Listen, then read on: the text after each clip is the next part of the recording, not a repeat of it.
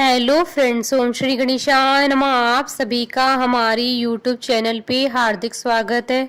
आज हम आपको शीतला अष्टमी की 3 पौराणिक कथाओं के बारे में बताएंगे। हिंदू धर्म में शीतला अष्टमी का विशेष महत्व होता है। यह हर साल होली के 8वें दिन मनाई जाती है। चैत्र मास के कृष्ण पक्ष की अष्टमी तिथि को शीतला अष्टमी और बासोड़ा के नाम से जाना जाता है। शीतला अष्टमी के दिन घर में चूल्हा नहीं जलाया जाता है। शीतला अष्टमी में बासी भोजनी माता को चढ़ाया जाता है और प्रसाद के रूप में ग्रहण किया जाता है। मान्यता है कि इस दिन के बाद बासी भोजन ग्रहण नहीं करना चाहिए, वो स्वास्थ्य के लिए हानिकारक होता है। धार्मिक मान्यताओं के अनुसार शीतला माता का स्वरूप शीतल है, जो रोग दोषों का हरण करने वाली है। माता के हाथों में कलश, सूप, झाड़ू और नीम के पत्ते हैं। वे गधे की सवारी करती हैं।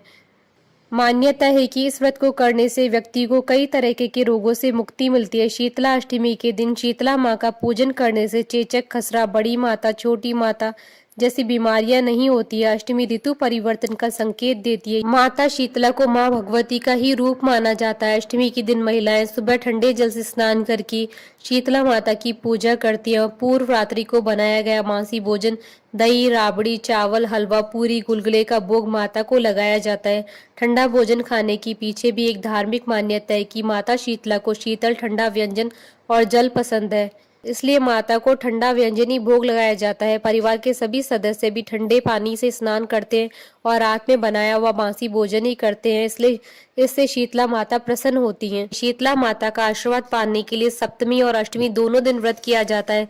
शीतला अष्टमी के दिन शीतला माता की पूजा के समय उन्हें खास मीठे चावलों का भोग लगाया जाता है। मान्यता है कि शीतला माता को ठंडी चीजें बहुत प्रिय, उनके लिए चावल, गुड़ या गन्ने के रस में बनाए जाते हैं। इन्हें सप्तमी की रात को बनाया जाता है। शीतला अष्टमी की 3 पौराणिक कथाएं।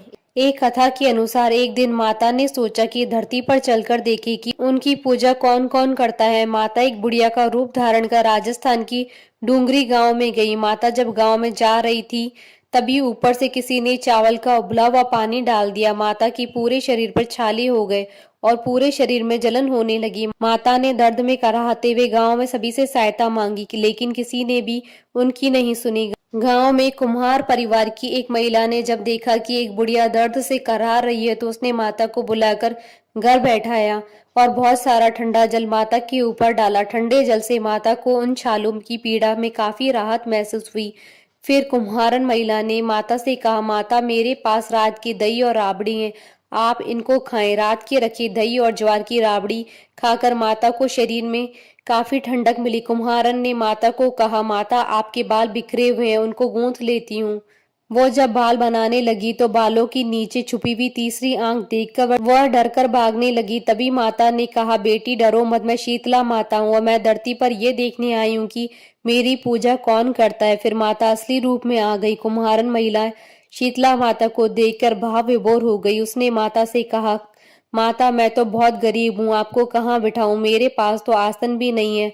माता मुस्कुराकर कुम्हारन के गधे पर जाकर बैठ गई और झाड़ू से कुम्हारन के घर से सफाई कर डलिया में डालकर उसकी गरीबी को बाहर फेंक दिया। माता ने कुम्हारन की श्रद्धा भाव से खुश होकर वर मांगने को कहा। कुम्हारन ने हाथ जोड़कर कहा, माता, आप वर देना चाहती हैं तो आप हमारे डुमरी गांव में निवास करें और जो भी इंसान आपकी श्रद्धा भाव से सप्तमी और अष्टमी को पूजा करे और इस व्रत को रखे और आपको ठंडा व्यंजन का भोग लगाए, उसकी गरीबी भी ऐसे ही दूर करें। पूजा करने वाली महिला को अखंड सौभाग्य का आशीर्वाद दें। माता शीतला ने कहा, बेटी, ऐसा ही होगा, और कहा कि मेरी पूजा का मुख्य अधिकार कुम्हार को ही होगा। तभी से यह परंपरा चली आ रही है। डूंगरी गांव का नाम अब शील की डूंगरी गांव से प्रचलित है, जहां माता शीतला का भव्य मंदिर बना हुआ है और सप्तमी पर मंदिर पर विशाल मेला लगता है। काफी संख्या में श्रद्धालु माता के दर्शन कर मनौती मांगते हैं और पूरी होने पर चढ़ावा चढ़ाते हैं। एक समय की बात है कि एक गांव में एक बूढ़ी माता रहती थी। उसी गांव में एक बार चैत्र कृष्ण अष्टमी के दिन शीतला माता के पूजन का आयोजन हुआ। गांव वालों ने शीतला माता की पूजा अर्चना करते हुए गरिष्ठ का प्रसाद माता शीतला को चढ़ाया। गरिष्ठ प्रसाद से माता शीतला का मुंह जल गया। माता शीतला से नाराज हो गई और अपने कोप से पूरे गांव में आग लगा दी। इस वजह से पूरा गांव जल के राख हो गया। हालांकि केवल उस बुढ़िया का घर बच गया। गांव वालों ने जाकर उस बूढ़ी माता से घर न जलने का कारण पूछा। तब उन्होंने माता शीतला को प्रसाद खिलाने की बात कही। बूढ़ी माता ने बताया कि उन्होंने रात को ही प्रसाद बनाकर रख लिया था और माता को ठंडा और बासी प्रसाद खिलाया। बूढ़ी माता की बात सुनकर गांव वालों को अपनी गलती का एहसास हो उन्होंने उसी क्षण माता शीतला से क्षमा याचना की तथा अगले ही पक्ष में सप्तमी अष्टमी के दिन उन्हें बासी भोजन का प्रसाद खिलाकर माता शीतला का पूजन किया। अन्य कथा के अनुसार एक गांव में ब्राह्मण दंपत्ति रहते थे। दंपत्ति के 2 बेटे और बहुएं थी। दोनों बहुओं को लंबे समय के बाद बेटे हुए थे। इतने में शीतला सप्तमी अष्टमी का पर्व आया।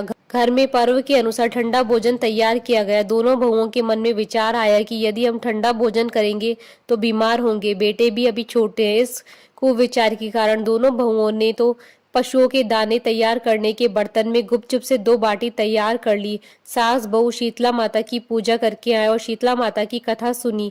बाद में सास तो शीतला माता के भजन करने के लिए बैठ गई। दोनों बहुएं बच्चे रोने का बहाना बनाकर घर आईं। दाने के बर्तन से गरम गरम रोटला निकाले और चूरमा किया और पेट भर खाना खा लिया। सास ने घर आने पर बहुओं से भोजन करने के लिए बहुएं ठंडा भोजन करने का दिखावा करके घर के काम में लग गई।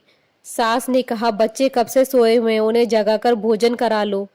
बहुएं जैसे ही अपने बेटों को जगाने के लिए गई, उन्होंने उन्हें मृत पाया। ऐसा बहुओं की करतूतों के फलस्वरूप शीतला माता के प्रकोप से हुआ था। बहुएं विवश हो गई। सास ने घटना जानी तो बहुओं से झगड़ने लगी। सास बोली कि तुम दोनों ने अपने बेटों की बदौलत शीतला माता की अवहेलना की है, इसलिए अपने घर से निकल जाओ और बेटों को जिंदा स्वस्थ लेकर ही घर में पैर रखना। अपने मृत बेटों को टोकरे में सुलाकर दोनों बहुएं घर से निकल पड़ी। जाते जाते रास्ते में एक जीर्ण वृक्ष आया। यह खेजड़ी का वृक्ष था। इसके नीचे ओरी शीतला दोनों बहनें बैठी थी। दोनों के बालों में विपुल प्रमाण में जूं बैठी थी। बहुओं ने थकान का अनुभव भी किया था। दोनों बहुएं ओरी और शीतला के पास बैठ गई। उन दोनों ने शीतला ओरी के बालों से खूब सारी जूं निकाली। जुओं का नाश होने से ओरी और शीतला ने अपने मस्तक में शीतलता का अनुभव किया। कहा, तुम दोनों ने हमारे मस्तक को शीतल ठंडा किया है, वैसे ही तुम्हें पेट की शांति मिली। दोनों बहुएं एक साथ बोले कि पेट का दिया वही लेकर हम मारी मारी भटकती हैं, परंतु शीतला माता के दर्शन हुए नहीं है। शीतला माता ने कहा कि तुम दोनों पापनी हो, दुष्ट हो, दुराचारणी हो, तुम्हारा तो मुंह देखने भी योग्य नहीं है। शीतला सप्तमी के दिन ठंडा भोजन करने के बदले तुम दोनों ने गर्म भोजन कर लिया था। यह सुनते ही बहुओं ने शीतला माता जी को पहचान लिया। देवरानी जेठानी ने दोनों माताओं का वंदन किया। गिड़गिड़ाते हुए कहा कि हम तो भोली भाली हैं, अनजाने में हमने गरम खा लिया था। आपके प्रभाव को हम जानती नहीं थी। आप हम दोनों को क्षमा करें। पुनः ऐसा दुष्कृत्य हम कभी नहीं करेंगी। उनके पश्चाताप भरे वचनों को सुनकर दोनों माताएं प्रसन्न हुई। शीतला माता ने मृतक बालकों को जीवित कर दिया। बहुएं तब बच्चों को साथ लेकर आनंद से पुनः गांव लौट आई। गांव के लोगों ने जाना कि दोनों बहुओं को शीतला माता के साक्षात दर्शन हुए थे। दोनों का धूमधाम से स्वागत करके गांव में प्रवेश करवाया। बहुओं ने कहा, हम गांव में शीतला माता के मंदिर का निर्माण करवाएंगे। चैत्र माह में शीतला सप्तमी के दिन मात्र ठंडा खाना ही खाना चाहिए। शीतला माता ने बहुओं पर जैसी अपनी दृष्टि की वैसी कृपा सब पर करे। श्री शीतला माँ सदा हमें शांति, शीतलता तथा आरोग्य दिए। शीतला माता के मंत्र, ओम ह्रीं श्रीं शीतलाय नमः। शीतलाय नमो नमः। बोलिए शीतला माता की जय। आशा करती हूँ कि आपको शीतला अष्टमी की व्रत कथा का ये वीडियो पसंद आया होगा, तो आप इस वीडियो को अधिक से अधिक लाइक और शेयर कीजिएगा ताकि सभी भक्तों को इस वीडियो का लाभ प्राप्त हो सके। आप हमारे चैनल को सब्सक्राइब जरूर कीजिएगा अगर अब तक नहीं किया है तो, ताकि आप और हम कनेक्टेड रहें। साथ ही प्रेस करना ना भूलिएगा बेल आइकन को, जिससे नए वीडियो से रिलेटेड नोटिफिकेशन आपको तुरंत प्राप्त हो सके। ओम श्री गणेशाय नमः।